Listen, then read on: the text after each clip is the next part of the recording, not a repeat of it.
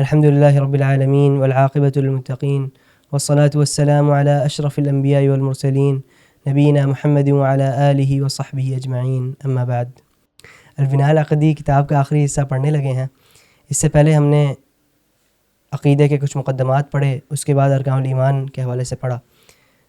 آخری ویڈیو میں ہم نے ایمان کے پہلے 4 رکن پڑھے تھے اور آخر میں ہم نے دلائل نبوت پر تفصیلی بات کی تھی۔ اب ہم انشاءاللہ یوم آخرت پر ایمان سے شروع کریں گے اور آگے کتاب کے آخر تک پڑھیں گے۔ یہاں پہ انہوں نے کچھ تفصیلی باتیں بتائی ہیں، مرحلے بتائے ہیں، خاص طور پہ قیامت کے اور آخرت کے، یہاں تک کہ انسان جنت میں داخل ہو جائے گا یا جہنم میں داخل ہو جائے گا۔ اللہ تعالیٰ ہمیں اس سے بچائے۔ تو آخرت کا جو مرحلہ ہے وہ انسان کی موت سے ہی شروع ہو جاتا ہے۔ حضرت عائشہ روایت کرتی ہیں کہ نبی کریم صلی اللہ علیہ وسلم کے پاس ایک وفد آیا اور انہوں نے پوچھا کہ قیامت کی گھڑی کب آئے گی۔ نبی صلی اللہ علیہ وسلم نے ان میں سے سب سے چھوٹے بندے کی طرف اشارہ کر کے کہا کہ جب یہ شخص بزرگ ہو جائے گا، جب یہ بوڑھا ہو جائے گا تو تم لوگ کی قیامت آ چکی ہوگی۔ مطلب یہ کہ تب تک تم لوگ مر چکے ہوگے۔ تو اس حوالے سے ابن کثیر رحمہ اللہ شرح میں لکھتے ہیں کہ موت کے بعد جو ہے مرحلہ یا عالم برزخ میں چلا جاتا ہے انسان، تو وہاں پہ ایک لمبا عرصہ رہتا ہے، اور عالم برزخ جو ہے وہ آخرت سے زیادہ قریب اور دنیا سے دور ایک جگہ ہے۔ ایک معاملہ یہ ہوگا مومنین کے ساتھ کہ انہیں موت کے وقت، جس طرح کہ سورہ حمیم سجدہ میں بیان کیا گیا، انہیں بشارت دی جائے گی، فرشتے انہیں بشارت دیں گے اور بتائیں گے کہ تم لوگ اب اللہ تعالیٰ کی رحمت میں آ چکے ہو، اور انہیں ان کی جگہ دکھائی جائے گی کہ یہ جہنم میں تمہاری جگہ تھی، لیکن اب جو ہے یہ تمہارے ایمان کی وجہ سے اور تمہارے نیک اعمال کی وجہ سے اب یہ تمہاری جنت میں جگہ ہے۔ اس کی قبر کو کشادہ کر دیا جائے گا، اس کا آسمانوں کے اندر خیر مقدم کیا جائے گا اور بتایا جائے گا کہ ایک سعید روح ہے جو کہ آسمان کی طرف آئی ہے۔ کافر کے لیے وہ وقت جو ہے بڑا شدید ہوگا۔ جس طرح مومن کو بشارت دی جائے گی، اسی طرح کافر کو اس وقت فرشتے، عذاب کے فرشتے دکھائی دیں گے، اور اسے جب آسمان کی طرف لے جایا جائے گا تو کہا جائے گا کہ یہ ایک بدترین اور شقی روح آئی ہے، تو اسی وقت اسے پتہ چل جائے گا کہ آگے اس کا معاملہ خراب ہے۔ پھر اس کے قبر کے اندر اس کی قبر کو جہنم کا گھڑا بنا دیا جائے گا، اور قبر کے اندر جو سوالات ہوں گے اس کے مطابق اسے سزا دی جائے گی۔ تو جس طرح مومن کے لیے یہ لمحہ اور یہ وقت جو ہے نہایت خوشی اور بشارت کا ہوگا، اسی طرح کافر کے لیے اتنا ہی شدید اور خوفناک وقت ہوگا۔ اور قرآن میں آیا کہ امن ہوا قانت آناء اللیل ساجدا وقائما یحذر الآخرہ، کہ آخرت کے ڈر سے جو رات کو عبادت کرتے ہیں اور اپنا وقت جو ہے اللہ تعالیٰ کی عبادت میں گزارتے ہیں، اسی ہولناکی سے بچنے کے لیے جو عابدین ہیں اور جو متقین ہیں وہ اللہ تعالیٰ کی عبادت میں اپنا زیادہ سے زیادہ وقت صرف کرتے ہیں۔ اب قبر کی بات کرتے ہیں۔ انسان موت کے بعد عالم برزخ میں ہوتا ہے، اور عالم برزخ کے اندر اس کی روح ایک لمبا سفر کرتی ہے اور ایک لمبا عرصہ گزارتی ہے، اور اس وقت اسے پتہ چل چکا ہوتا ہے کہ اس کے ساتھ کیا معاملہ ہوگا۔ قبر کے اندر جو جوابات دیے جائیں گے وہ حافظے کی بنیاد پر نہیں ہوں گے۔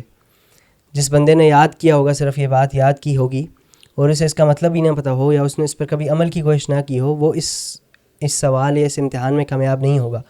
کامیاب وہ ہوگا جس کا اعتقاد ہوگا۔ اسی لیے کہا گیا کہ ایمان جو ہے اعتقاد اور عمل اور قول کا نام ہے۔ تو قبر کے اندر جو سوالات ہوں گے وہ اعتقاد کی بنیاد پر بندہ ان کا جواب دے گا۔ تو جس کے اعتقاد میں ٹیڑھ ہوگا یا جس میں منافقت ہوگی وہ وہیں پہ پکڑا جائے گا۔ اور یہاں پر اس کے عذاب کے بارے میں بتایا گیا کہ جب فرشتے ایک کافر سے سوال کریں گے یا ایک منافق سے سوال کریں گے تو وہ کہے گا کہ مجھے نہیں پتہ۔ تو اس سے یہ پوچھا جائے گا کہ تمہیں کیوں نہیں پتہ کہ تمہارا رب کون ہے؟ تو وہ کہے گا میں بس لوگوں کے پیچھے چلتا تھا، لوگ جو کہتے تھے میں وہی کرتا تھا۔ تو پھر اسے ایک گرز مارا جائے گا، اور زمین و آسمان میں ہر کوئی اس کی چیخ سنے گا اس بندے کی، سوائے ثقلین کے، مطلب سوائے جن و انس کے۔ یثبت اللہ الذین آمنوا بالقول الثابت فی الحیاۃ الدنیا وفی الآخرہ، قرآن کی آیت ہے کہ اللہ تعالیٰ مسلمانوں کو ثابت قدمی عطا کرتا ہے دنیا کے اندر بھی اور آخرت کے اندر بھی۔ اس کی شرح میں نبی صلی اللہ علیہ وسلم فرماتے ہیں کہ آخرت کے اندر جو ثابت قدمی ہے وہ یہی ہے کہ انسان سے کہلوایا جائے کہ ربی اللہ و دینی الاسلام و نبی محمد صلی اللہ علیہ وسلم، کہ خبروں کے سوال کا جو جواب ہے وہی اصل ثابت قدمی ہوگی۔ حضرت انس بن مالک رضی اللہ عنہ کی روایت ہے کہ مومن کو جنت کی بشارت دے دی جائے گی اور کافر کو اس کی جہنم میں اس کی جگہ دکھا دی جائے گی۔ تیسری حدیث روح طیبہ اور روح خبیثہ کے حوالے سے ہے کہ جب وہ آسمان میں لے جائے جائیں گے تو ان کے بارے میں کیا کہا جائے گا۔ آخری دلیل صدقہ جاریہ کے حوالے سے بتائی گئی کہ حضرت ابو ہریرہ کی حدیث ہے کہ جب انسان مر جاتا ہے تو اس کا عمل کٹ جاتا ہے سوائے 3 چیزوں کے: صدقۃ جاریہ، ایسا صدقہ جس سے استفادہ ابھی تک حاصل کیا جا رہا ہو، اور علم ينتفع به، اور ایسا علم جس نے سکھایا ہو جس سے ابھی فائدہ لیا جا رہا ہو، اور ولد صالح يدعو له، اور ایسی نیک اولاد جو اس کے لیے دعا کرے. تو یہاں اس کا اجر اس کے والد کو وفات کے بعد تک جو ہے ملتا رہتا ہے. قیامت کا دوسرا مرحلہ سور پھونکا جانا. پہلی دفعہ جب سور پھونکا جائے گا تو ہر شے، زمین و آسمان کی ہر شے جو ہے وہ مر جائے گی، اس کو موت ہو جائے گی، وہ مرے رہیں گے یہاں تک کہ اللہ تعالیٰ نہیں چاہتا. اور پھر جب دوسری دفعہ سور پھونکا جائے گا تو پھر وہ سارے اٹھ جائیں گے اور محشر کی طرف چل پڑیں گے. تو نبی صلی اللہ علیہ وسلم نے حدیث میں فرمایا ہے کہ جب سور پھونکا جائے گا، جس سور کے حوالے سے صاخہ بھی کہا گیا سورہ عبس کے اندر، جب سور پھونکا جائے گا لوگ اپنی قبروں سے اٹھیں گے اور وہ بالکل ننگے پیر اور ننگے بدن ہوں گے، اور وہ سارے محشر کی طرف جا رہے ہوں گے، اور بلانے والے کی پکارنے والے کی پکار کے پیچھے چل رہے ہوں گے. یومئذ یتبعون الداعی لا عوج له وخشعت الاصوات للرحمن فلا تسمع الا همسا، اور کسی کی آواز نہیں نکل پا رہی ہوگی، نہایت ہولناکی کا ماحول ہوگا. اس سے اگلا مرحلہ حشر کا اور موت کے بعد اٹھائے جانے کا جو مرحلہ ہے، جس کے بعد لوگ اس میدان کی طرف چل پڑیں گے، جسے حشر کا میدان کہا گیا ہے. اس حوالے سے یہ حدیث ہے کہ نبی صلی اللہ علیہ وسلم نے فرمایا کہ جب لوگوں کو قبروں سے اٹھایا جائے گا تو وہ ننگے ہوں گے اور ننگے پیر اور ننگے بدن ہوں گے، اور وہ حشر کے میدان کی طرف جا رہے ہوں گے. انہوں نے پوچھا کہ لوگ اس طرح ننگے اور جا رہے ہوں گے اور یہ کیا معاملہ ہوگا؟ تو نبی صلی اللہ علیہ وسلم نے کہا کہ یہ اس وقت جتنا ہولناک معاملہ ہوگا کسی کے ذہن میں یہ بات نہیں ہوگی. نبی صلی اللہ علیہ وسلم نے فرمایا کہ اس وقت جتنا ہولناک معاملہ ہوگا اس حساب سے کسی کو کوئی خبر نہیں ہوگی، کسی کو کوئی خیال نہیں ہوگا کہ وہ کس حالت میں ہے اور دوسرے لوگ کس حالت میں ہیں. اور وہ ایسا وقت ہوگا جس طرح قرآن میں سورہ معارج اور سورہ عبسہ میں بتایا گیا کہ بندہ اپنے ماں باپ بھائی بہنوں سے چھپ رہا ہوگا، بھاگ رہا ہوگا، ہر کسی کو اپنی پڑی ہوئی ہوگی. اور وہ ایسا ہولناک منظر ہوگا کہ زمین اس طرح نہیں ہوگی اس طرح ہم اسے جانتے ہیں، اسی طرح جو ہے وہ تارے پھٹے ہوئے بکھرے ہوئے ہوں گے، زمین جو ہے زلزلے کی زد میں ہوگی، اس طرح جانوروں کو بھی جمع کیا جا رہا ہوگا، پہاڑ ریزہ ریزہ ہوئے ہوں گے، لوگ اس طرح پھیلے ہوئے ہوں گے، کسی کو کچھ نہیں پتا ہوگا کیا ہو رہا ہے، اور نہایت ہولناکی ہوگی، شدید گرمی بھی ہوگی، سورج بہت قریب آ چکا ہوگا، اور ایسی زمین پر ہوں گے جو بالکل سیدھی ہوگی، نہ اس میں کوئی ٹیڑھ ہوگی، نہ زمین میں کوئی اونچائی، نہ شیب و فراز کوئی نہیں ہوں گے، بالکل ایک سفید ایک قطع ہوگا جس کے اندر لوگ ہی لوگ ہوں گے. اس سارے معاملے کو الفزع الاکبر کہا گیا ہے، جو بڑی ہولناکی ہے. تو جو لوگ اس سے محفوظ ہوں گے وَهُمْ مِنْ فَزْعٍ يَوْمَئِذٍ آمِنُونَ، سورہ نمل میں آیا کہ وہ اس ہولناکی سے بچے ہوئے ہوں گے، اس ڈر اور خوف سے بچے ہوئے ہوں گے. وہ کون ہوں گے؟ سب سے پہلے تو وہ حدیث ہے نبی صلی اللہ علیہ وسلم کی جس میں بتایا گیا کہ سبعۃ یظلھم اللہ فی ظلہ. سب سے پہلے تو وہ حدیث ہے جس میں بتایا گیا کہ 7 ایسے لوگ ہیں جن کو اللہ تعالیٰ اپنے عرش کے سائے میں جگہ دے گا. ایسے دن مطلب قیامت کے دن جب کسی کو کوئی سایہ نصیب نہیں ہوگا. اور اس حدیث میں بتایا گیا کہ وہ امام جو عدل سے کام لے، وہ حکمران جو عدل سے کام لے. امام عادل کے بارے میں بتایا گیا وہ نوجوان جس نے اللہ تعالیٰ کی اطاعت میں اپنی نوجوانی گزاری، وہ شخص جس کا دل جو ہے مسجدوں میں اٹکا ہوا ہوتا تھا، اس کا زیادہ تر وقت مسجد میں گزرتا تھا. اسی طرح 2 ایسے لوگ جو اللہ تعالیٰ کے لیے آپس میں محبت کرتے تھے، 2 ایسے لوگ جو اللہ تعالیٰ کے لیے ایک دوسرے سے محبت کرتے تھے اور اللہ تعالیٰ کی بنیاد پر ہی، اللہ تعالیٰ کی محبت کی بنیاد پر ہی جمع ہوئے تھے، اور اسی کی بنیاد پر وہ الگ ہوئے. اور ایسا شخص جس کو کسی عورت نے جو کہ منصب والی بھی تھی اور خوبصورت بھی تھی، اس نے بلایا، بدکاری کی طرف بلایا، اور اس نے یہ کہہ کر منع کر دیا کہ میں اللہ تعالیٰ سے ڈرتا ہوں. اور وہ شخص جس نے اللہ تعالیٰ کو اکیلے میں یاد کیا جب اسے کوئی نہیں دیکھ رہا تھا، اور اس یاد سے اسے آنسو آ گئے. اور ایسا شخص جس نے صدقہ اس طرح کیا کہ اس کے بائیں ہاتھ کو بھی نہ پتہ چلا کہ اس کے دائیں ہاتھ نے صدقہ کیا ہے، جس نے چھپا کر صدقہ کیا. اسی طرح ایک اور حدیث میں بتایا گیا کہ جس نے کسی مشکل میں پڑے ہوئے بندے کی مشکل دور کی، اسے بھی اللہ تعالیٰ قیامت کے دن عرش کے سائے میں جگہ دے گا. تو یہ تو خاص چند لوگوں کے بارے میں تھا. قرآن کی آیت جو ہے جس میں فضائل اکبر کے حوالے سے بتایا گیا، من جاء بالحسنۃ فلہ خیر منہا وہم من فزع یومئذ آمنون، جو نیکی کے ساتھ آیا اسے اس ہولناکی سے محفوظ کیا جائے گا. جو بھی اللہ تعالیٰ کے نیک بندے ہوں گے، جو پاک نفوس ہوں گے، وہ سارے اس ہولناکی سے بچے ہوئے ہوں گے، ان پر اس کا اثر نہیں ہو رہا ہوگا. اسی طرح قرآن میں آیا ہے کہ جس کو جہنم میں پھینکا جائے گا، کیا وہ بہتر ہے یا وہ شخص جو قیامت کے دن امن و امان میں ہوگا؟ اعملوا ما شئتم انہ بما تعملون بصیر. یہ تمہاری مرضی ہے کہ تم نے اس کی طرح بننا ہے جو جس کو گھسیٹ کے لایا جائے گا، یا اس کی طرح بننا ہے جو قیامت کے دن کی ہولناکی کے اندر بھی امن و امان کے اندر ہوگا. اگلا مرحلہ حوض کا ہے. حوض کوثر کے حوالے سے بہت ساری احادیث آئی ہیں، اس کی صفات کے حوالے سے، اس وقت کے حوالے سے۔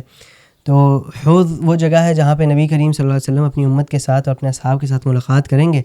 اور غزوہ احد کے شہداء سے خطاب کرتے ہوئے نبی صلی اللہ علیہ وسلم نے فرمایا تھا کہ یقیناً ہم حوض کے اوپر ملیں گے، اور انصار کو بھی یہ کہا گیا کہ صبر کرو یہاں تک کہ ہماری حوض پر ملاقات نہ ہو جائے۔ تو وہ ملاقات کہاں ہوگی اور کیسے ہوگی؟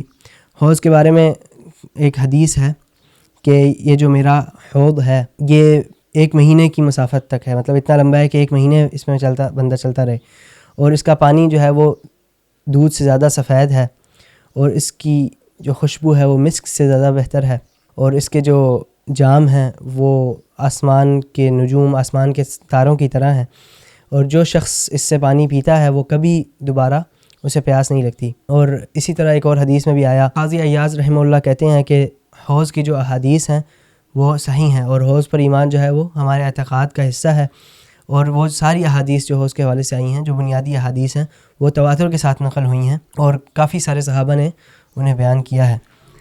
تو حوض کا جو منظر ہوگا وہ بہترین منظر ہوگا، وہاں پہ صحابہ کرام اور نبی کریم صلی اللہ علیہ وسلم کی ملاقات ہو رہی ہوگی، وہاں پہ اہل ایمان موجود ہوں گے، وہاں پہ ماحول آپ مطلب سوچ بھی نہیں سکتا بندہ کہ کتنا عظیم ایک منظر ہوگا اور ایک ماحول ہوگا۔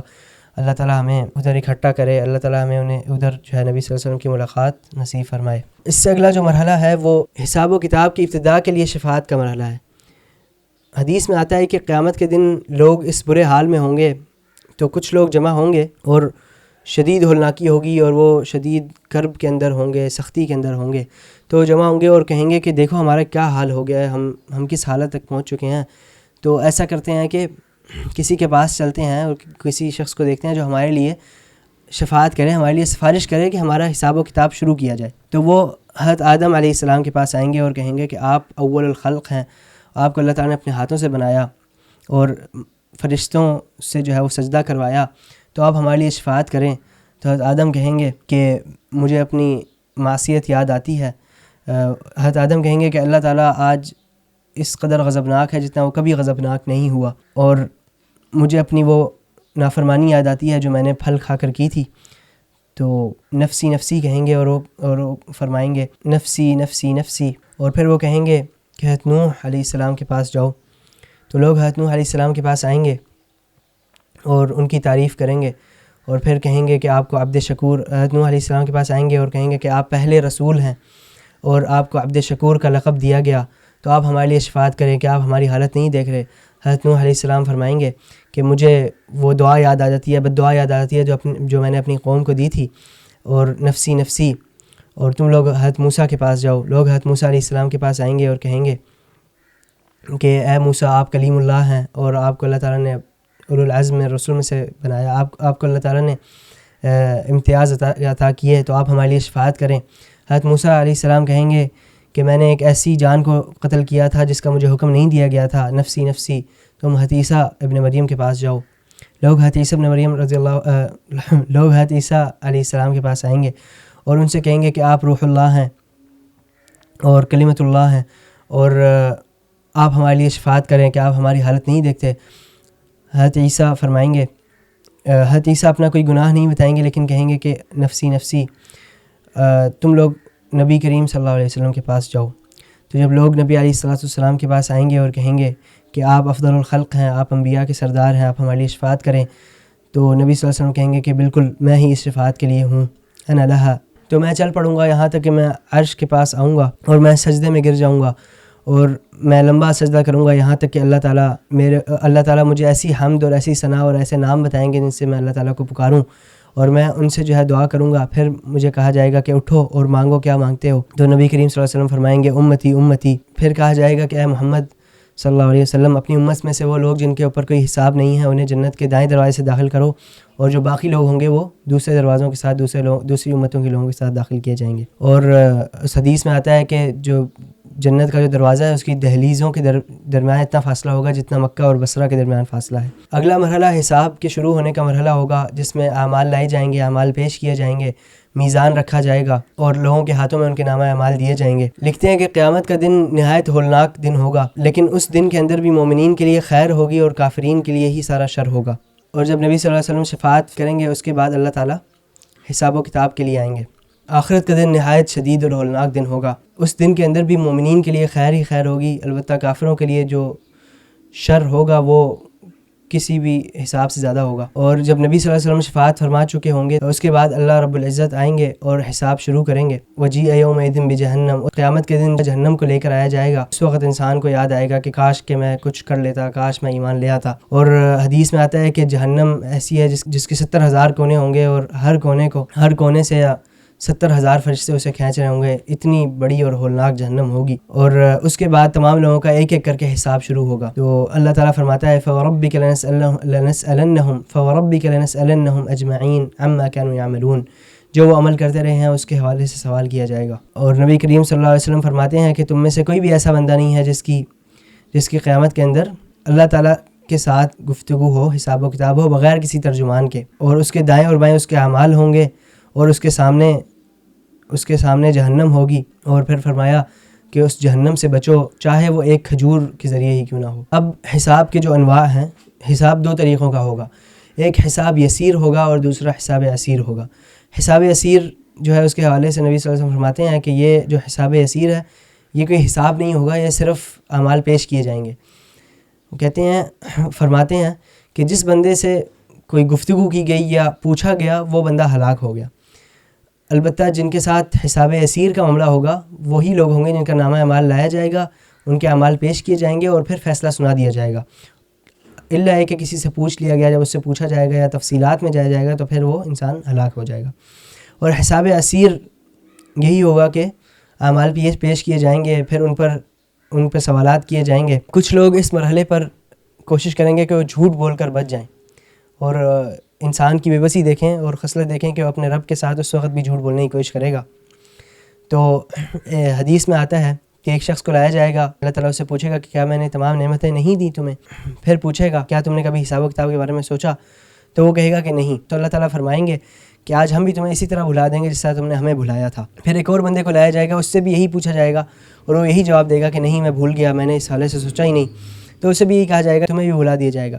پھر ایک اور بندے کو لے کے آیا جائے گا اور جب اس سے نعمتوں کا ذکر کیا جائے گا اور اس کے بعد کہا جائے گا کہ تو یہ بتاؤ کہ کبھی تم نے حساب و کتاب کے بارے میں سوچا؟ کبھی تم نے سوچا کہ قیامت کے دن تم یہاں کھڑے ہوگے؟ تو اس نے کہا کہ جی میں نے سوچا، اور میں نے یہ نیک عمل کیے، میں نے اتنا صدقہ کیا، میں نے اللہ تعالیٰ کی راہ میں خرچ کیا، اور اپنی تعریف بتائے گا اور مکمل اپنے اعمال بتائے گا کہ میں نے یہ نیک عمل کیے۔ تو پھر اللہ تعالیٰ فرمائے گا کہ کیا تمہارے کسی گواہ کو نہ لے کر آیا جائے؟ تو وہ اپنے ذہن میں سوچے گا کہ کون ہے جو میرے اوپر گواہی دے گا۔ تو اس کے منہ پر مہر لگا دی جائے گی، پھر اس کی ٹانگوں سے کہا جائے گا کہ بولو۔ تو پھر اس کے جسم کے اعضاء گواہی دیں گے کہ یہ جھوٹ بول رہا ہے اور اس نے کبھی کوئی نیک عمل نہیں کیا، نہ یہ کبھی ایمان لایا، اور یہ بندہ جو ہوگا یہ منافق ہوگا۔ اور جہاں تک اعضاء کی گواہی دینے کا معاملہ ہے، اس کے حوالے سے قرآن کے اندر آیا ہے وقالوا لجلودہم، ان کی جو جلدیں ہوں گی وہ ان کے اوپر گواہی دیں گی۔ وہ اپنے جسم سے ہی پوچھیں گے کہ تم ہمارے خلاف کیوں گواہی دے رہے ہو؟ تو انہیں جواب ملے گا کہ ہمیں اللہ تعالیٰ نے بلوایا ہے جو ہر شے کو بلوا سکتا ہے۔ اور پھر میزان رکھا جائے گا اور لوگوں کے اعمال کا وزن کیا جائے گا، اور اس حوالے سے قرآن میں بے شمار آیات موجود ہیں کہ جس کی نیکی کا پلڑا بھاری ہو جائے گا وہ فلاح پا جائے گا، اور جس کا نیکی کا پلڑا جو ہے وہ کم رہ جائے گا وہ خسارے میں رہے گا۔ اس کے بعد انسان کو اس کا اعمال نامہ دیا جائے گا، اور لوگ حیران ہوں گے کہ یہ تو ایک ایک چیز اس کے اندر لکھی ہوئی ہے، جس طرح کہ سورہ کہف میں آیا ووضع الکتاب فترى المجرمین مشفقین مما فیہ ویقولون یا ویلتنا ما لهذا الکتاب لا یغادر صغیرۃ ولا کبیرہ، کہ یہ کیسی کتاب ہے جس نے کوئی چھوٹی کوئی بڑی چیز نہیں چھوڑی کہ اسے لکھ نہ دیا ہو، اور پھر انہیں ان کے عمل کی جو ہے وہ جزا اور سزا دی جائے گی۔ پھر جب انسان کو اس کا کتاب نامہ دیا جائے گا تو کچھ لوگوں کو دائیں ہاتھ میں دیا جائے گا، اور وہ نہایت خوش ہوں گے اور وہ لوگوں کو دکھا رہے ہوں گے ہاں اقرؤوا کتابیہ، کہ پڑھو یہ میرا نامہ اعمال ہے، اس میں یہ اعمال لکھے ہوئے ہیں، اور یہ وہ لوگ ہوں گے جو جنت میں جائیں گے۔ پھر جو نافرمان لوگ ہوں گے ان کا نامہ اعمال ان کے بائیں ہاتھ میں دیا جائے گا، اور ان کی شقاوت کا اور جو نافرمان ہوں گے ان کا نامہ اعمال انہیں بائیں ہاتھ میں دیا جائے گا، اور اس وقت ان کی حالت نہایت خراب ہوگی، اور وہ کہہ رہے ہوں گے کہ یا لیتنی لم اوت کتابیہ ولم ادر ما حسابیہ، کہ کاش کہ میں مرا ہی رہتا، کاش مجھے کبھی یہ نامہ اعمال نہ دیا جاتا۔ اور کچھ لوگ اس وقت ایسے بھی ہوں گے جیسے سورہ انشقاق میں آیا وَأَمَّا مَنْ أُوتِيَ كِتَابَهُ وَرَاءَ ظَهْرِهِ، جب انہیں بائیں ہاتھ میں دیا جانے لگے گا تو ان کی بے بسی کا یہ عالم ہوگا کہ وہ اپنے ہاتھ جو ہے پیچھے لے جائیں گے کہ وہ لے ہی نہیں رہے اپنا نامہ اعمال. تو اس وقت جو ہے ان کو نامہ اعمال زبردستی جو ہے وہ پکڑایا جائے گا اور پھر اس کے لیے تباہی اور ہلاکت ہوگی. اللہ تعالیٰ ہمیں سب سے محفوظ رکھے. اللہ تعالیٰ ہمیں دائیں ہاتھ میں نامہ اعمال دیے جانے والے لوگوں میں لکھے. اس سے اگلا مرحلہ پل صراط سے گزرنے کا ہوگا اور یہ آخری امتحان ہوگا جس کے بعد جنتی الگ کر دیے جائیں گے مکمل طور پر اور جہنمی الگ کر دیے جائیں گے. اور پل صراط کے حوالے سے آیا ہے کہ پل صراط ایک جہنم کے اوپر جو ہے ایک پل باندھا گیا ہے اور وہ جو مومن ہوگا اور جو متقی بندہ ہوگا اس کے لیے وہ پل ایک نہایت کشادہ رستے کی طرح ہوگا اور جو کافر ہوگا وہ اس کے کفر کے حساب سے یہاں تک کہ کسی کے لیے وہ پل صراط جو ہے وہ ایک بال برابر ہوگا. اس کے حوالے سے بتایا گیا کہ وہاں پہ جو فرشتے کھڑے ہوں گے عذاب کے اور پل صراط کی ابتدا میں ایک طرف جو ہے امانت کھڑی ہوگی اور ایک طرف رحم. امانت جس کو ادا کرنا تھا اور رحم جس کو صلہ رحمی کرنی تھی، یہ دونوں اعمال کھڑے ہوں گے. اور پل صراط کے حوالے سے بتایا گیا کہ اس پر کچھ لوگ گزریں گے تو ایسا لگے گا جیسے بجلی گزری ہے، وہ اتنی تیزی سے گزر جائیں گے. اس کے بعد جو ان سے کم درجے کے لوگ ہوں گے وہ ہوا کی طرح، پھر پرندوں کی طرح، پھر جیسے کوئی بھاگ کر گزرتا ہے، یہاں تک کہ آخری بندہ جو ہوگا وہ بالکل رینگ کر گزر رہا ہوگا. اس کے بعد جو مرحلہ آئے گا وہ شفاعت کا ہوگا، جہنم سے نکلنے کی جو شفاعت ہوگی.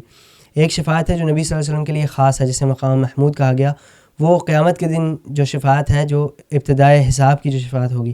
یہاں پر جس شفاعت کی بات کی جا رہی ہے وہ نبی کریم صلی اللہ علیہ وسلم کی بھی ہوگی، اسی طرح اس کے دوسرے انبیاء کی بھی شفاعت ہوگی، اس طرح جو ہے وہ نیک بندوں کی، اللہ تعالیٰ کے نیک بندوں کی شفاعت بھی ہوگی. یہاں پر جو حافظ قرآن یا شہید کی شفاعت، ان ساری شفاعتوں اور سفارشوں کے بارے میں بتایا گیا، وہ ساری اس میں شامل ہیں. اللہ تعالیٰ جہنم سے سب سے پہلے ان لوگوں کو نکالے گا جن کے دلوں میں ایمان موجود ہوگا، مطلب جو مومن ہوں گے لیکن ان کی گناہوں کی وجہ سے جہنم میں ہوں گے. جس کے دل میں رائی برابر بھی ایمان ہوگا اسے نکالا جائے گا. اور جن مومنین کو جہنم سے نکالا جائے گا، جن مسلمانوں کو جہنم سے نکالا جائے گا، ان کی نشانی یہ ہوگی کہ وہ وہ مکمل طور مٹ چکے ہوں گے، کوئلہ بن چکے ہوں گے، لیکن وہ سجدوں کے نشانوں سے پہچانے جائیں گے کیونکہ جہنم جو ہے وہ سجدوں کے نشان کو نہیں کھاتی. اور پھر انہیں جنت کے ایک حوض جسے آب حیات، ماء الحیات کہا جاتا ہے، اس کا پانی ان کے اوپر ڈالا جائے گا تو وہ بالکل ایسے ایک کوئلے کے اوپر پانی ڈالا جائے تو وہ بالکل چلتا پھرتا انسان بن جائے گا اور نہایت بہترین حالت میں آ جائے گا. پھر انہیں جنت کے اندر جنت کے اندر نعمتیں ہی نعمتیں دی جائیں گی، پھر انہیں جنت کے اندر نعمتیں ہی نعمتیں دی جائیں گی. اور یہاں پر ایک جو بیان ہے آخری بندہ جو جہنم سے لے کر جنت میں ڈالا جائے گا، اس حوالے سے آتا ہے کہ وہ بندہ جسے جہنم سے نکالا جائے گا اسے جہنم کے دروازے پر ہوگا تو اللہ تعالیٰ سے دعا کرے گا، اللہ تعالیٰ کو پکارے گا اور کہے گا کہ اے اللہ یہاں پہ بہت تپش آ رہی ہے، گرمی آ رہی ہے، تو مجھے اس درخت تک لے جائیں جو اس سے تھوڑا دور ہے. تو اللہ تعالیٰ اس سے کہے گا، اللہ تعالیٰ فرمائے گا کہ کیا اس کے بعد تو کچھ اور مانگے گا؟ تو وہ کہے گا کہ نہیں، میں وعدہ کرتا ہوں میں اور کچھ نہیں مانگوں گا. جب وہ دوسرے درخت کی طرف آئے گا تو پھر وہ اس سے زیادہ دور، جہنم سے دور درخت کی طرف اشارہ کرے گا کہ اس طرف لے جائیں. تو پھر اللہ تعالیٰ اس سے یہی پوچھے گا، وہ یہی جواب دے گا کہ میں اور کچھ نہیں مانگوں گا. تو اللہ تعالیٰ اسے دوبارہ اللہ تعالیٰ اسے اگلے درخت کے پاس، یہاں تک کہ وہ جنت کے دروازے تک پہنچ جائے گا. تو جب وہ جنت کے دروازے پر ہوگا تو وہ اللہ تعالیٰ سے دعا کرے گا کہ اللہ اب مجھے جنت میں داخل کر دیا جائے.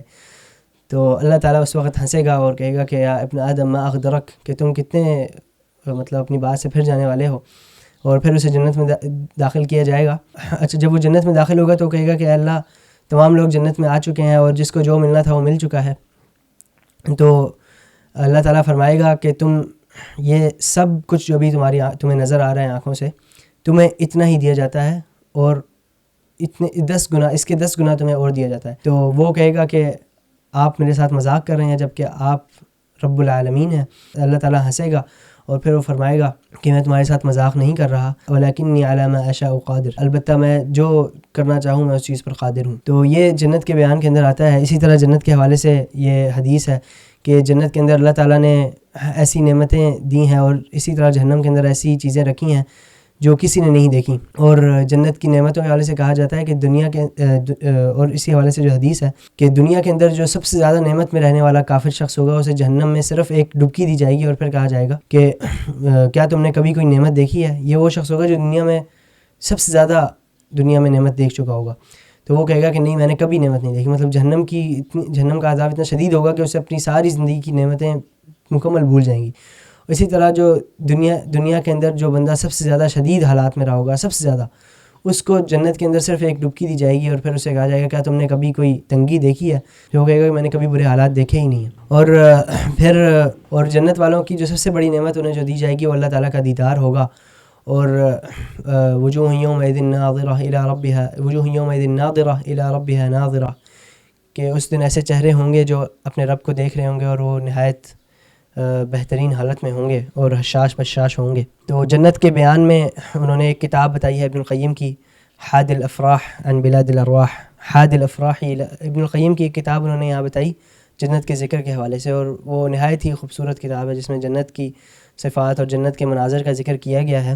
حاد الارواح الی بلاد الافراح. تو پھر اب آخر میں جو ہے وہ جہنم کا بیان ہے.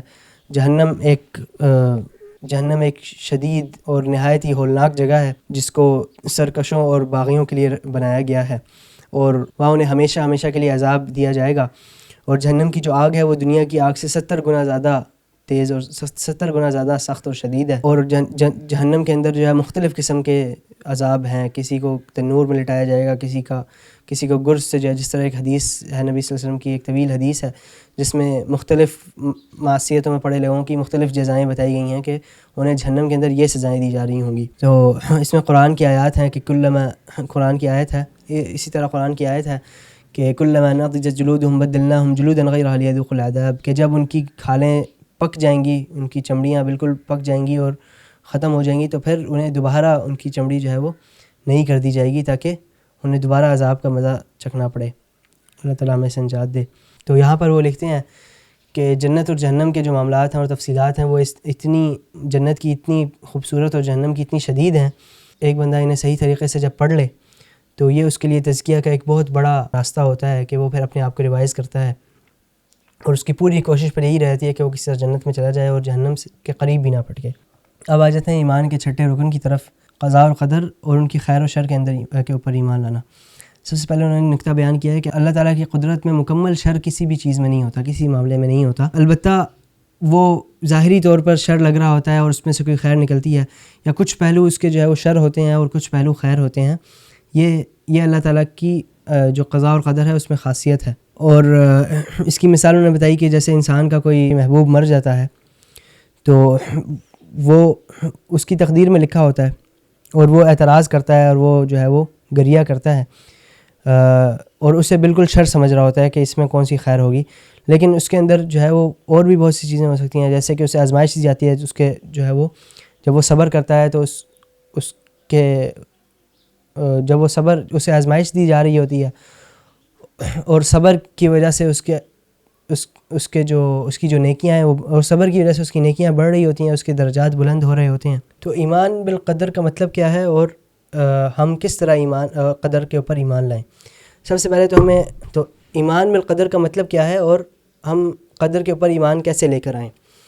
سب سے پہلے تو یہ ایمان لانا واجب ہے کہ جو بھی چیز اس دنیا میں ہو رہی ہے یہ پہلے لکھی جا چکی ہے. اللہ تعالیٰ نے اس سب کو پہلے لکھا ہوا ہے، اور نبی صلی اللہ علیہ وسلم سے حدیث ثابت ہے کہ اللہ تعالیٰ نے جو مخلوقات ہیں، زمین و آسمان کو بنانے سے بھی 50,000 سال پہلے سے جو مخلوقات ہیں ان کی تقدیر لکھ دی تھی.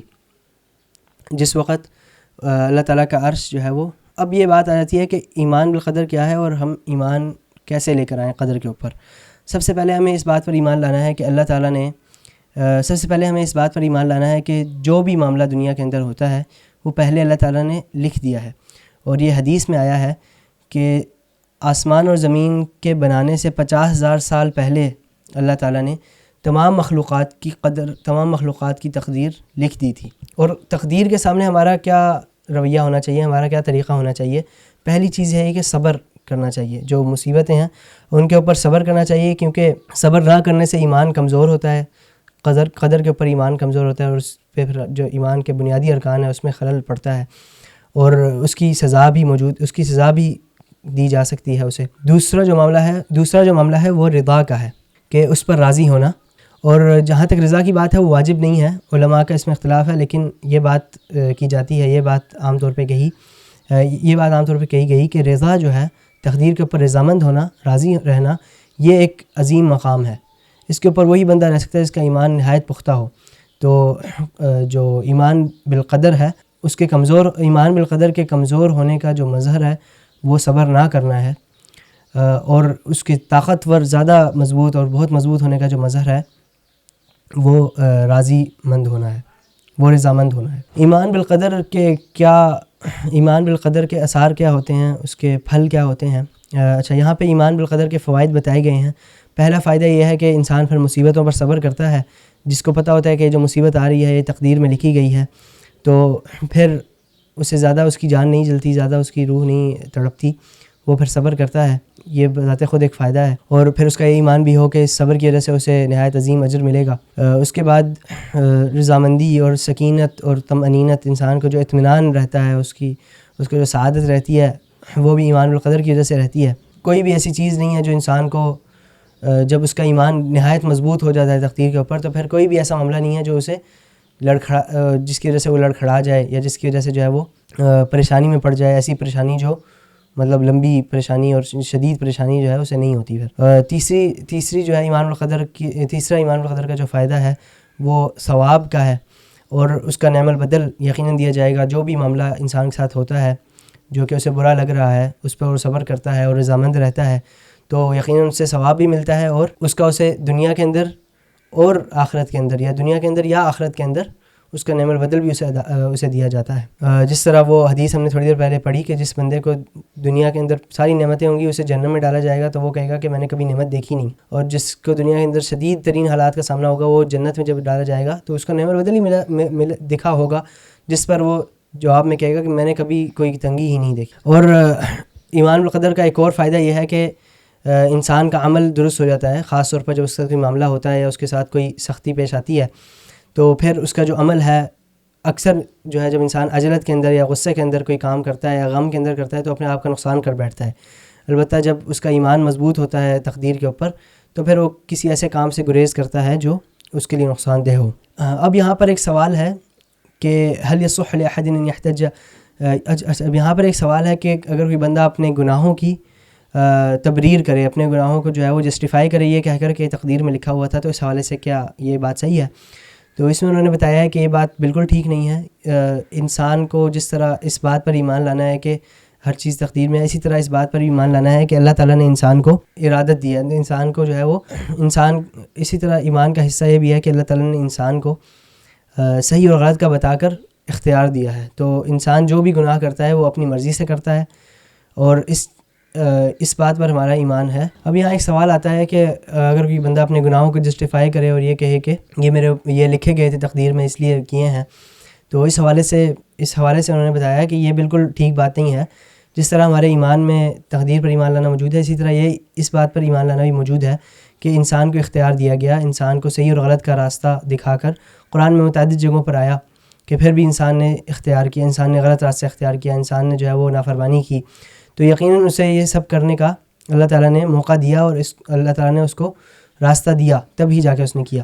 تو یہ ہمارے ایمان کا حصہ ہے کہ ایسا کوئی معاملہ نہیں ہے کہ ہم گناہ اس وجہ سے کرتے ہیں کہ ہم مجبور ہیں، بلکہ اللہ تعالیٰ نے اس حوالے سے کلیئر بتا دیا کہ ہر کسی کو اللہ تعالیٰ نے اس معاملے میں کھلا ہاتھ دیا ہوا ہے. تو یہاں پر ایک حدیث ہے کہ نبی کریم صلی اللہ علیہ وسلم فرماتے ہیں کہ حضرت آدم اور حضرت موسیٰ علیہ السلام کا مکالمہ ہوا، تو حضرت موسیٰ نے کہا کہ آپ ہمارے والد ہیں، آپ نے ہمیں جو ہے وہ رسوا کیا اور جنت سے ہمیں نکال دیا، مطلب اگر آپ یہ نافرمانی نہ کرتے تو ہم جنت میں ہوتے.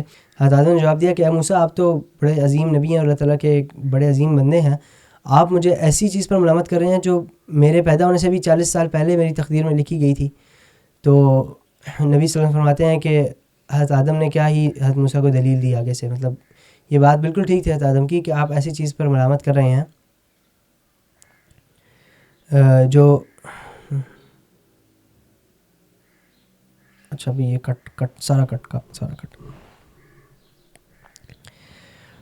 ایک بندہ اپنے آپ کو ایمان بالقدر کے اوپر اور صبر کے اوپر کیسے قائم رکھے، اس کے لیے یہاں پہ انہوں نے لکھا کہ صابرین اور صبر کرنے والوں کے لیے اللہ تعالیٰ نے جو انعامات بتائے ہیں، جو رحمتیں بتائی ہیں، ان کو اپنے ذہن میں تازہ رکھے، اسی طرح صبر والوں کے لیے جو اللہ تعالیٰ نے اپنی محبت کا اظہار کیا ہے اس کو بھی ذہن میں رکھے، اور اس بات کو ذہن میں رکھے کہ اللہ تعالیٰ جو ہے وہ علیم اور حکیم ہے. اللہ تعالیٰ کا ہر کام حکمت سے لبریز ہوتا ہے، تو یقیناً وہ کسی کے لیے مطلق شر نہیں ہو سکتا، اور یقیناً اللہ تعالیٰ اس معاملے میں بہتری فرما دے گا. تو جب ان چیزوں کو انسان ذہن میں رکھے تو پھر وہ اس کا تقدیر پر ایمان جو ہے وہ قائم و دائم رہتا ہے. یہاں تک جو ہے ہم نے کتاب کا جو دوسرا باب تھا ارکان الایمان اس کے حوالے سے پڑھا.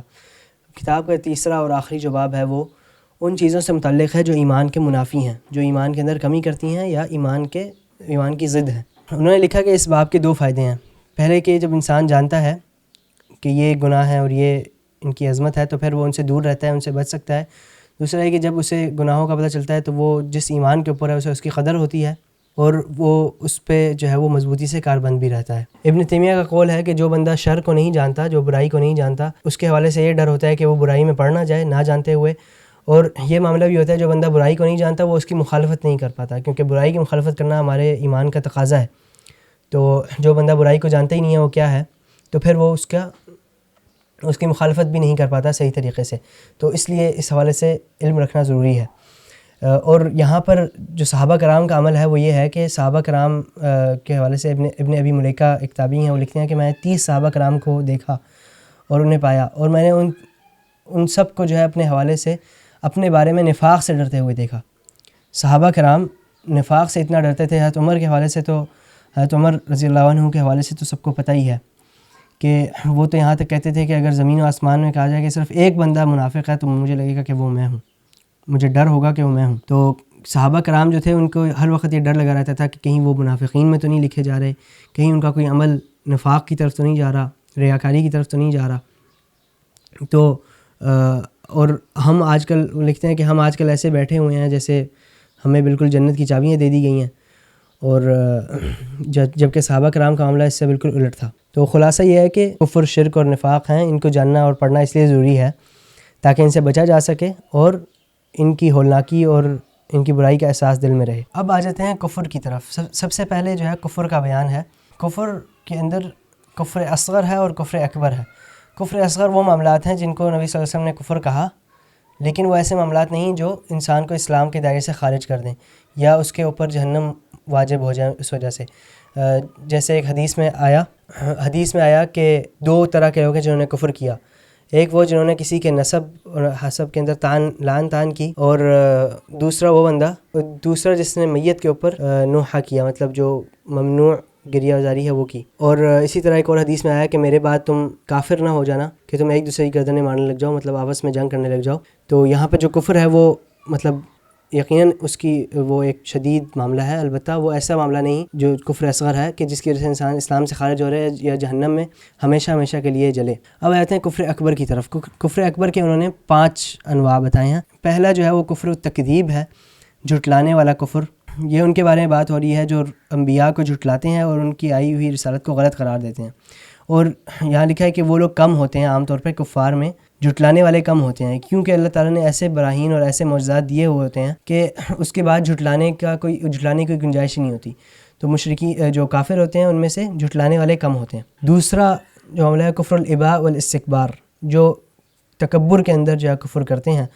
اور یہ جس طرح ابلیس تھا، ابلیس جو ہے وہ اللہ تعالیٰ پر اس کا ایمان تھا، البتہ وہ تکبر کے اندر آ کے اس نے جو ہے وہ کفر کا راستہ اختیار کیا. اسی طرح ہم نے پہلے پڑھا تھا کہ قریش مکہ جو تھے ان کے کافی سردار تھے جو بلکہ ان میں سے اکثر یہ جانتے تھے کہ یہ دین جو ہے وہ صحیح ہے اور قرآن سے متاثر تھے، البتہ وہ تکبر کے اندر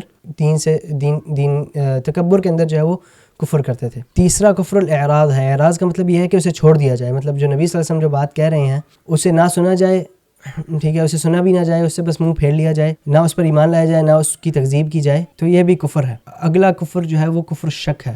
شک میں پڑ جانا، جو دین کے بنیادی عقائد ہیں، جو ارکان ایمان ہیں، ان کے حوالے سے شک کرنا، یہ بھی کفر کے اندر آتا ہے. پانچواں جو کفر ہے وہ کفر النفاق الاکبر ہے، بڑی منافقت، یہ کہ انسان اپنے دل کے اندر کفر رکھے، ظاہری طور پر وہ مسلمان ہو.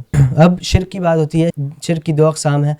پہلا شرک اکبر ہے، اور یہ وہ شرک ہے جس کی جزا یہ ہے کہ اس کو کرنے والے کی اللہ تعالیٰ کبھی مغفرت نہیں کرتا. ان اللہ لا یغفر ان یشرک بہ، اور وہ ہمیشہ ہمیشہ کے لیے جہنم میں رہتا ہے. اور یہ لوگ جو ہیں ان کی جس طرح سزا بڑی ہے، اس طرح ان کی جو حرکت ہے یا ان کی جو نافرمانی ہے وہ بھی بہت بڑی ہے. انہوں نے یہ سب جانتے ہوئے کہ دوسرے لوگ ہیں جن کو اللہ تعالیٰ کے علاوہ پکارتے ہیں، یہ کوئی فائدہ نہیں دے سکتے، اور اللہ تعالیٰ کی رحمتوں کے تمام مظاہر دیکھنے کے باوجود اللہ تعالیٰ کے ساتھ شریک ٹھہرائے، تو ان کو اس جرم کے مطابق ہی اتنی بڑی سزا دی جا رہی ہے. جہاں تک شرک اصغر کی بات ہے، تو شرک اصغر جو ہے اس میں ریاکاری آتی ہے. جو بندہ لوگوں کو دکھانے کے لیے عمل کرے، یقیناً وہ اس لیے نہیں کر رہا کہ وہ انہیں خدا سمجھتا ہے، نعوذ باللہ، البتہ وہ لوگوں کو دکھانے کے لیے کرتا ہے تو اس کی نیت جو ہے وہ خالص نہیں رہتی، تو یہ شرک اصغر ہے. یہ کبیرہ گناہ بھی ہے اور اس کا معاملہ بھی یقیناً بہت بڑا ہے. اسی طرح کسی معاملے میں اللہ تعالیٰ کو کسی دوسرے کے ساتھ ملانا اور یہ ریاکاری اور شرک اصغر جو ہے یہ شرک اکبر کی طرف ہی لے کے جاتا ہے. نبی صلی اللہ علیہ وسلم کی حدیث ہے کہ ایک بندے نے کہا کہ ما شاء اللہ و شئت، ما شاء اللہ و ما شئت، کہ جیسے اللہ تعالیٰ چاہا اور جیسے آپ نے چاہا، جیسے اللہ تعالیٰ نے چاہا اور جیسے آپ نے چاہا. تو نبی صلی اللہ علیہ وسلم نے فرمایا اتجعلون للہ ندا، کہ کیا تم مجھے اللہ تعالیٰ کے برابر ٹھہرا رہے ہو؟ تم یہاں کہو یا تو کہو کہ ما شاء اللہ وحدہ، کہ صرف اللہ تعالیٰ نے جس طرح چاہا، یا پھر اس میں کہا جا سکتا ہے کہ ما شاء اللہ ثم شئت، کہ اللہ تعالیٰ کے بعد جو ہے کسی اور کو ملایا جا سکتا ہے. البتہ جو مستحب چیز ہے اور جو بہتر چیز ہے وہ یہ ہے کہ کہا جائے کہ صرف اللہ تعالیٰ کو پکارا جائے، کہ جو ما شاء اللہ، جو اللہ تعالیٰ نے چاہا، صرف اللہ تعالیٰ. اس میں گنجائش ہے کہ ما شاء اللہ ثم شئت کہا جائے، البتہ مستحب اور زیادہ افضل یہی ہے کہ صرف اللہ تعالیٰ کو یاد کیا جائے، کہ صرف ما شاء اللہ وحدہ، اور کسی کو ساتھ جو ہے وہ کسی اور کا ذکر بھی نہ کیا جائے. اب آ جاتے ہیں نفاق کی طرف. نفاق کے بارے میں وہ کہتے ہیں کہ نفاق ایک شدید مرض اور ٹیڑھ ہے، اور نفاق کا جو معاملہ ہے وہ باقی تمام معاملات سے زیادہ شدید اور زیادہ سخت ہے. منافق جو ہے اس کی جو سزا ہے وہ بھی قرآن کے اندر جو بتائی گئی وہ سب سے شدید سزا ہے، کہ ان المنافقین فی الدرک الاسفل من النار، کہ وہ جہنم کے سب سے نچلے گڑھے اور سب سے نچلے درجے میں ہوں گے. اس میں بھی دو بتائے ہیں. نفاق الاکبر وہ یہی ہے کہ انسان اندر سے کافر ہو اور باہر سے وہ مسلمان بنا ہوا ہو. جہاں تک نفاق اصغر کی بات ہے، تو نفاق اصغر یہ بھی ہے کہ انسان کی باتیں کچھ اور ہوں اور کام کچھ اور ہوں. اور جو حدیث میں منافق کی نشانیاں بتائی گئیں کہ جب وہ بات کرے تو جھوٹ بولے، جب وہ لڑائی کرے تو پھٹ پڑے، جب اسے امانت دی جائے تو وہ خیانت کرے، اور جب وہ وعدہ کرے تو اس وعدے سے پھر جائے. تو یہ جو منافق کی نشانیاں بتائی گئیں مختلف احادیث میں، وہ نفاق اصغر کے اندر آتی ہیں. اور اس کے بعد انہوں نے الگ سے ریا کا ذکر کیا ہے. ریا اور اللہ تعالیٰ کے علاوہ دوسروں کے لیے عمل کرنا. تو جو عمل کی بنیاد ہے وہ نیت ہے اور اخلاص ہے. نیت اور اخلاص جو ہے وہ عمل کی بنیادیں، اور عمل کے قبول ہونے کی شرط ہے وہ نیت اور نبی صلی اللہ علیہ وسلم کی سنت پر عمل کرنا، کہ وہ شریعت کے مطابق ہو اور اس میں نیت خالص ہو. یہاں ریاکاری کا الگ سے ذکر کیا گیا ہے، اور یقیناً ریاکاری جو ہے اور ریا جو ہے وہ نہایت شدید خطرناک چیز ہے. وہ اس طرح انسان کے دل میں آتی ہے کہ اسے پتہ ہی نہیں چلتا. اکثر ایسا ہوتا ہے کہ ہم کوئی کام اچھے طریقے سے کر رہے ہوتے ہیں، کوئی بات اچھے طریقے سے کر رہے ہوتے ہیں، لیکن ہم یہ سوچ کر اسے نارمل طریقے سے کرنا شروع ہوتے ہیں کہ لوگ نہ دیکھ لیں، لوگ یہ نہ سمجھیں کہ میں ریاکاری کر رہا ہوں. تو ریاکاری اس طرح دل کے اندر آتی ہے کہ انسان کو پتہ ہی نہیں چلتا. جو ریا کا الٹا ہے وہ اخلاص ہے. اخلاص کے لیے ضروری ہے کہ انسان اللہ تعالیٰ کو صحیح طرح سے پہچانے، اللہ تعالیٰ کی معرفت حاصل کرے، اللہ تعالیٰ کے بارے میں علم حاصل کرے، ہر وقت اس کے ثواب کی امید میں رہے، اور اس ڈر میں رہے گا کہیں اللہ تعالیٰ اسے کوئی سزا نہ دے دے. تو جب انسان ان سزاؤں کو اور رحمتوں اور نعمتوں کو پڑھتا ہے تو یہ اس اخلاص میں جو ہے وہ اس کے مددگار ہوتے ہیں. اسی طرح ہر بندے کو اس کی جگہ پر رکھنا، کسی بندے کو اس کی حیثیت سے زیادہ اس کو تعظیم نہ دینا، یہ بھی اخلاص میں جو ہے وہ بہت اخلاص کے لیے فائدہ مند ہوتا ہے. تو اس سے بچنا چاہیے. یہاں پر ایمان کے منافی جو اعمال ہیں ان میں موالات الکفار کا بتایا گیا ہے، کافروں کی دوستی اختیار کرنا. یہاں پہ عقیدہ ولا اور برا کا بتایا گیا ہے کہ جو موالات ہے وہ مومنین کی ہونی چاہیے، جو دوستی ہے وہ مومنین کے ساتھ ہونی چاہیے، کہ والمؤمنون والمؤمنات بعضهم اولیاء بعض. اسی طرح انما المؤمنون اخوہ یا انما ولیکم اللہ ورسولہ والذین آمنوا، کہ جو مسلمان ہے اس کے دوست اور اس کے جو اولیاء ہوتے ہیں وہ اللہ تعالیٰ اور اللہ تعالیٰ کے نبی اور اہل ایمان ہوتے ہیں. اور جہاں تک برات کی بات ہے وہ شرک اور کفر سے برات کر دینا. اس میں حضرت ابراہیم علیہ السلام کے بارے میں قرآن میں کہا گیا انا براء منکم ومما تعبدون من دون اللہ کفرنا بکم، کہ ہم تمہارے سے بھی بری ہیں اور یہ جو تم کفر کرتے ہو یا شرک کرتے ہو اس سے بھی بری ہیں. بتایا گیا کہ لا تتخذوا اليہود والنصارى اولیاء، انہیں دوست نہ بناؤ، مطلب ان سے بری ہو جاؤ، ان سے دور رہو. اسی طرح قرآن کے اندر منافقین کی نشانیاں بتائی گئیں، مطلب ان کے عمل سے پتہ چل جاتا ہے. اور یہ ہمیں ڈرنا چاہیے کہ جو لوگ کافروں کے لیے بڑے رحیم ہوتے ہیں اور مسلمانوں کے بڑے شدید ہوتے ہیں، ایسے لوگ بہت موجود ہیں ہمارے درمیان اس دور کے اندر بھی. تو یہ نفاق کی سیدھی نشانی ہے کہ انسان کافروں کو تو بڑا عزیز رکھتا ہے اور قریب رکھتا ہے، البتہ مسلمانوں کا نام آتے ہی جو ہے وہ اپنے مسلمان ساتھیوں کا نام آتے ہی اس کے جو ہے وہ ناک چڑھ جائے. مختصراً یہ کہ جو عقیدۃ الولاء والبراء ہے یہ دین میں بنیادی حیثیت رکھتا ہے. اس کی بنیاد پر اسلام اور کفر کے فیصلے بھی ہوتے ہیں. یہاں پر اس کا بالکل یہ مطلب نہیں کہ غیر مسلموں کے ساتھ جو ہے وہ کوئی بے عدلی کا یا ظلم کا معاملہ کیا جائے، اس سے بچنا نہایت ضروری ہے. دین کے اندر ذمیوں کے حقوق اور اسی طرح غیر ذمی جو کافر ہیں ان کے حقوق جو ہے وہ بتا دیے گئے ہیں، ان کے ساتھ جو معاملہ رکھنا چاہیے وہ بھی بتا دیا گیا ہے. یہ ہمارا تیسرا باب کتاب کا ختم ہو گیا ہے. خاتمے کے طور پر شیخ احمد لکھتے ہیں کہ جو طلاب علم ہیں انہیں چاہیے کہ جب وہ دعوت اور تربیت کے میدان میں جاتے ہیں تو سب سے پہلے وہ اپنے دل میں عقیدے کو صحیح طرح راسخ کر لیں، کیونکہ عقیدہ صرف جیسا کہ ہم نے پہلے بتایا تھا صرف کوئی نظریہ یا کوئی دل میں رہنے والی اور بند چیز نہیں ہے، بلکہ عقیدہ آپ کی دعوت پر بھی اثر انداز ہوگا، آپ کی تربیت پر، آپ کے اخلاق پر، آپ کے اعمال پر اور آپ کو ملنے والے اجر پر، آپ کی نیت کے خلوص پر. ان تمام معاملات کے اوپر عقیدہ اثر انداز ہوتا ہے. اور خاص طور پر اس دور کے اندر جن چیلنجز کا سامنا ہے اور جو شبہات لائے گئے ہیں ان کے بعد یہی تقاضا بنتا ہے کہ جو نوجوان ہے، جو مسلمان نوجوان ہے، وہ عقیدے کے علم کا خاص خیال رکھے اور اپنے دل کے اندر اس کی ایسی عمارت بنائے وہ بالکل بھی ان شبہات کے اندر نہ پڑے، بلکہ اپنے آس پاس والوں کو اور دوسرے نوجوانوں کو بھی ان سے روک کے رکھے. یہاں پر وہ ایک اور بات بتاتے ہیں کہ جس طرح عقیدے کے علم کے اندر معتزلہ، جہمیہ اور خوارج کو پڑھایا جاتا ہے، اتنا ہی اس دور کے اندر اہم ہے کہ لبرلزم اور سیکولرزم اور ان چیزوں کو پڑھا جائے. ان کے انحرافات کو پڑھنا اور سمجھنا ضروری ہے. تو اللہ تعالیٰ سے دعا ہے کہ ہمیں صحیح العقیدہ مسلمان بنائے، ہمیں علم دین حاصل کرنے کی اور خالص نیت کے ساتھ حاصل کرنے کی توفیق عطا فرمائے، اور یہ جو کورس ہم کر رہے ہیں اسے ہمارے لیے رحمت اور برکت کا باعث بنائے. جزاکم اللہ خیر. السلام علیکم ورحمۃ اللہ وبرکاتہ.